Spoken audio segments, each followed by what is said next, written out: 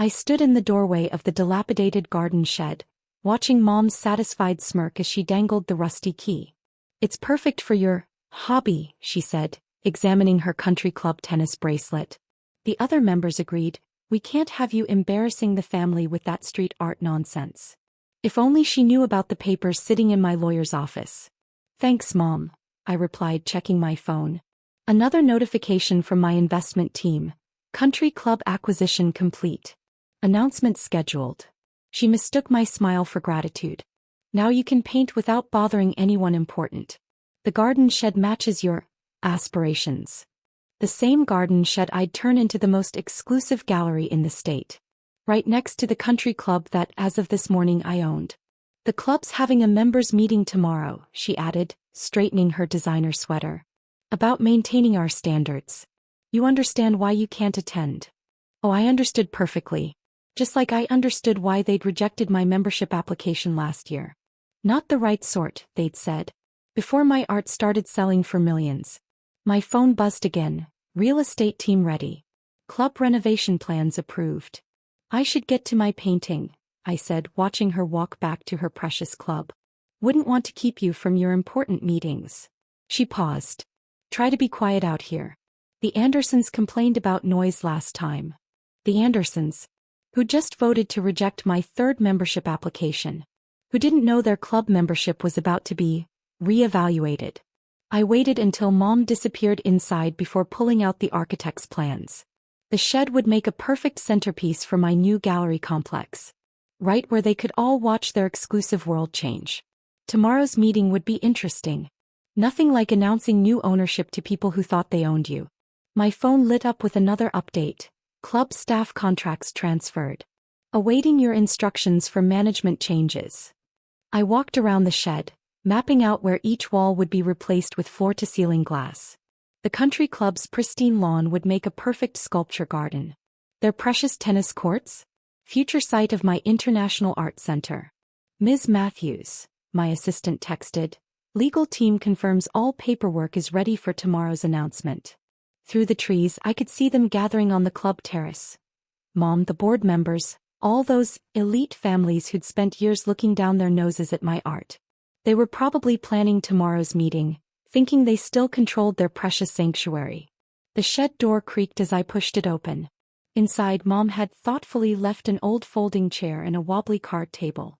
"For your supplies," she'd said, like I was still that teenager painting in my room. I checked my investment portfolio. My last painting series had sold for more than the entire country club property. The shed alone sat on land worth millions. Land that, as of this morning, I owned. My lawyer's message popped up. Ownership transfer complete. All legal requirements fulfilled. Through the dusty window, I watched the club members sipping their cocktails, planning their next season of exclusivity. Tomorrow they'd learn what real power looked like. Not their inherited memberships or family names, but the quiet kind that bought their sanctuary while they weren't looking. Mom's voice drifted over. "Sarah's finally settled in the shed. Really, it's better for everyone." Better indeed. By this time tomorrow I'd own every blade of grass they walked on. Every crystal glass they sipped from. Every exclusive privilege they thought was their birthright. The sun set behind the clubhouse, casting long shadows across my new property. In 12 hours, they'd learn who really belonged in their precious inner circle. A group of members strolled past the shed, their laughter carrying on the evening breeze. "Did you hear? She actually tried to apply again," one woman stage whispered. "As if selling a few paintings makes her one of us." If they only knew those few paintings had funded the shell company that now owned their precious club. The same company that would announce its true ownership tomorrow. My phone buzzed with another message. "Staff briefing materials ready. New management structure prepared." I pulled out my tablet, reviewing the renovation plans. The shed would become my personal studio, a glass-walled testament to their short-sightedness. Every member would pass it on their way to what used to be their exclusive domain. Mom's voice carried from the terrace. "The shed is perfect for her. Keeps her activities away from respectable people." Respectable. Like the board member who'd embezzled club funds last year. Or the membership committee chair who'd blocked my application while secretly trying to buy my art through intermediaries. Another notification. Current membership list flagged for review. Awaiting your approval for changes. The sun was setting now, casting long shadows across what would soon be my empire. In the clubhouse they were probably raising their glasses, congratulating themselves on maintaining their precious standards. Tomorrow those same glasses would shake in their hands when they learned who really owned their world. I locked the shed door, smiling at Mom's generous gift. Let them have one more night of feeling superior. Tomorrow they'd learn what real power looked like. The next morning, I watched from my shed as they filed into the clubhouse for their important meeting. Mom in her tennis whites, Dad adjusting his club tie, all those board members who'd rejected my applications strutting in like they owned the place. If only they knew who actually did. My phone buzzed.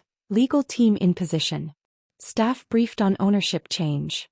Through the window I could see them settling into their usual seats. The same hierarchy they'd maintained for generations. Old money, older names, and ironclad rules about who belonged. Everything's ready, my assistant messaged. Security team confirms all exits covered. I straightened my designer suit, worth more than their annual membership fees, and checked the documents one last time. Ownership deeds, management contracts, and the new membership guidelines I'd drafted myself. Mom's voice carried across the lawn. Sarah's finally accepting her place. The shed will keep her occupied. I watched the club manager approach the podium, his hands shaking slightly. He knew what was coming. My team had briefed him an hour ago. Ladies and gentlemen, he began, we have an important announcement about the club's ownership. The murmurs started. According to my security feed, Mom was already whispering about maintaining standards to her friends. Due to recent acquisitions, the manager continued, I'd like to introduce our new owner. That was my cue. I pushed open the shed door, heels clicking against the pathway as I walked toward their precious clubhouse. Through the windows I could see their faces turning, expressions shifting from confusion to disbelief. Time to show them what that hobby they mocked had built. I pushed open the clubhouse doors, every head turning as I walked to the front. Mom's tennis bracelet clinked against her water glass. Dad's club tie suddenly looked tight. Good morning, I smiled, taking the podium. I believe you all know me. Though you might know me better as the girl you relegated to the garden shed.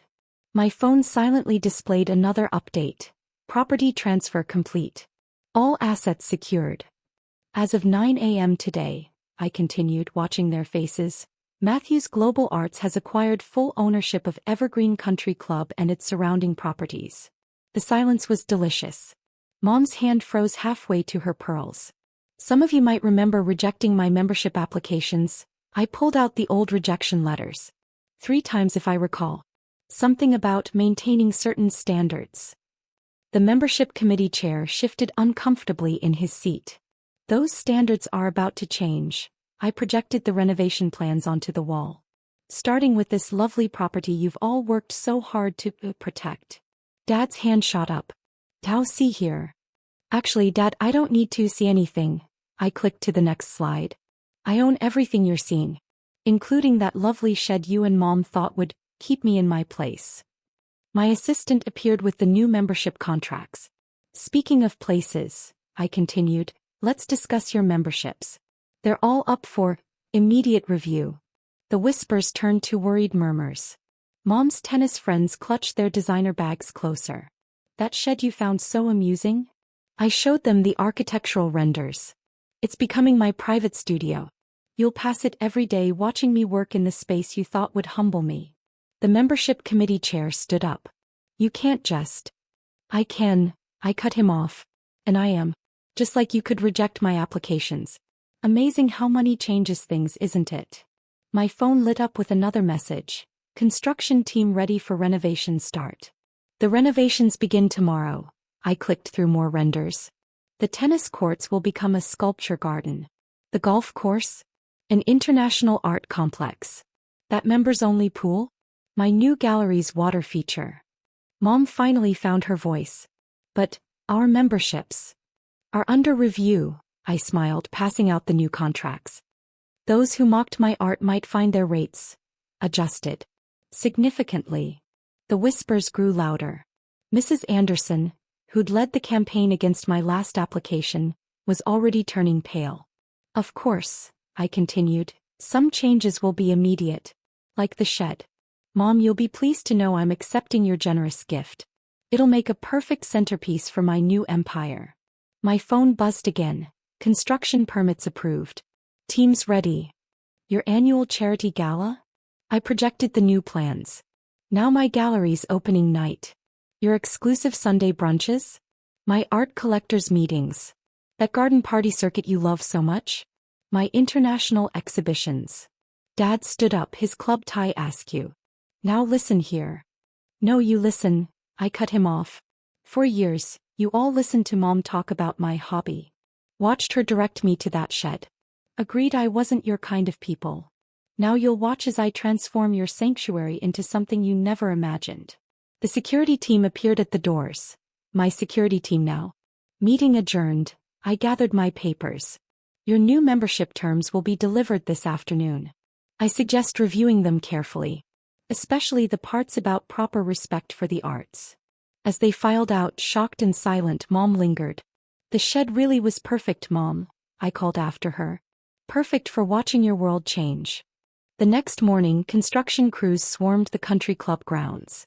I watched from my shed-turned office as Mom's tennis friends gathered at the fence, clutching their rackets and whispering as bulldozers rolled across their precious courts. My phone buzzed. Membership reviews complete. 80% rate increases approved. Through the window I could see Dad in the parking lot, staring at the workers removing the members-only sign. The new sign was already being unloaded. Matthews Global Arts Complex, private property. Ms. Matthews, my assistant, entered with fresh contracts. The international galleries are confirming their installation spaces. And the Andersons are here about their membership rates. Perfect timing. I'd just finished calculating their new fees. $1 million per year seemed fair, considering how often they'd complained about my noise. Send them in, I smiled, adjusting my designer suit. The same brand Mrs. Anderson wore, except mine wasn't last season's clearance. They entered my shed office, looking decidedly less confident than when they'd voted against my membership. About our new rates, Mr. Anderson started, his golf tan suddenly pale. Yes, I pulled out their file. I believe you found my art disturbing to the peace. The new rate reflects that concern. We wouldn't want to disturb you further. Through the door we could hear the sound of their beloved tennis courts being transformed. Sometimes karma has a soundtrack. My phone lit up. European galleries confirming partnership. Royal Collection interested in permanent installation. Your mother, Mrs. Anderson tried. She always said we were like family. Family. I projected their complaint letters onto the wall. Like when you petitioned to have my unauthorized art activities banned from club grounds? The construction noise grew louder as workers began dismantling the members' lounge, soon to be my main gallery space. The rates are non-negotiable, I informed them, watching Mrs. Anderson clutch her tennis bracelet. Though I might consider a discount if you'd like to publicly apologize for calling my art common street trash. My phone buzzed again. First international shipment arrived. Private collectors requesting preview. Through the window I could see Mom's weekly bridge group huddled by their former table, watching as workers carried out their precious antique furniture. The same women who'd snickered when she complained about my embarrassing hobby. Ms. Matthews, my curator, entered. The Museum of Modern Art directors are here about the partnership. The Andersons' eyes widened. Last year they'd blocked my membership application citing insufficient cultural contributions. If you'll excuse me, I stood, straightening my Chanel suit. I have actual cultural business to attend to. Your new membership contracts are due by 5. Along with the first payment. As they shuffled out, I watched Mom approach the shed, clutching her club cardigan like armor. Sarah, she started, about the Ladies' Auxiliary Committee being dissolved. I cut her off, checking the renovation plans. The space is becoming a sculpture gallery. Though you're welcome to hold your meetings in the public coffee shop. Like the common people you were so worried about me becoming. My phone lit up. Asian collectors arriving tomorrow. Bidding starts at 8 figures.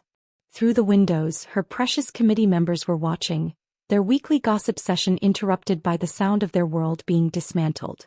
The shed really was the perfect gift, Mom, I smiled, watching a crane lower a massive sculpture where her favorite rosebushes used to be. It gave me the perfect view of everything changing,